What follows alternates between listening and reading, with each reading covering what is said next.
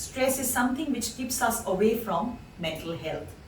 Now what is it? Why everybody is stressed out? It is basically defined, stress is defined as an emotional, physical, mental or behavioral reaction to a perceived demand or threat. So if you sense a particular demand or a threat within your own mind, you can get stressed out because of your own thoughts, okay? Or because of something happening in your environment, because of an event in your environment, you can actually experience stress. It is everywhere nowadays. It's there at home, it's there at your workplace, everywhere. So any event or thought that can make you feel frustrated, angry or nervous can lead to stress. And it's your body's response to certain experiences.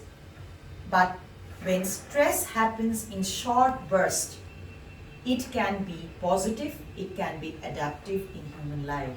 It is sometimes necessary, especially when it helps you to avoid danger or meet a deadline. I'll give you 2 examples of this.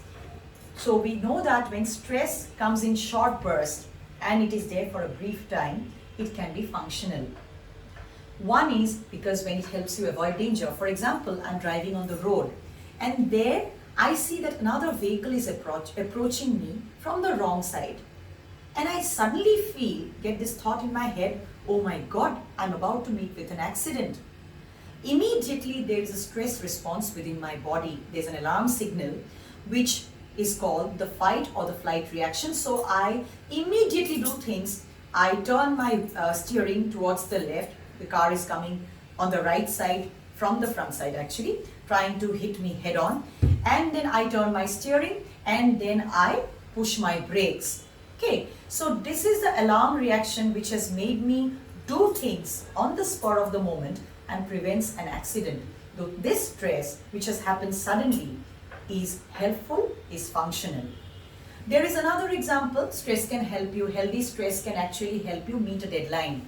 For example, there is like let's say you all are teachers, now you have a lot of copies to check after exams. So you have a deadline. Because of that deadline, there is some amount of stress in you, which is not dysfunctional, which is not very, very high, but that stress is actually propelling you, helping you to do your work every day so that you can complete your work within the deadline. So that stress is required and that stress is healthy for normal human functioning.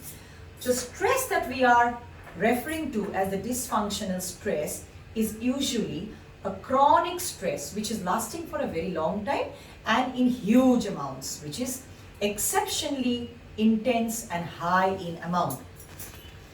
And there was this researcher, Hans Selye, who talked about 3 phases of a stress reaction. One is the alarm I talked about. Once the stressor, because the object which is, or the thought which is making us stressed us is a stressor.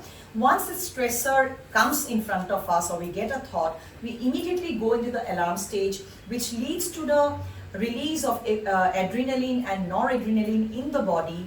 And then we go to the second stage, which is called the resistance and adaptation stage of stress reaction, and during which the body tries to get back to normalcy or the mind tries to get back to normalcy. Usually we can come back to normal. But when the stress is exceptionally high, when the incident is too negative for us to handle or it is lasting for a very long time, we do not come back to normal. From the alarm stage, we go to the resistance and adaptation stage, and then we can't recover and we go to the exhaustion stage when we say that we are stressed out. So it is when we are stressed out that all the negative consequences start appearing in our mind and our body.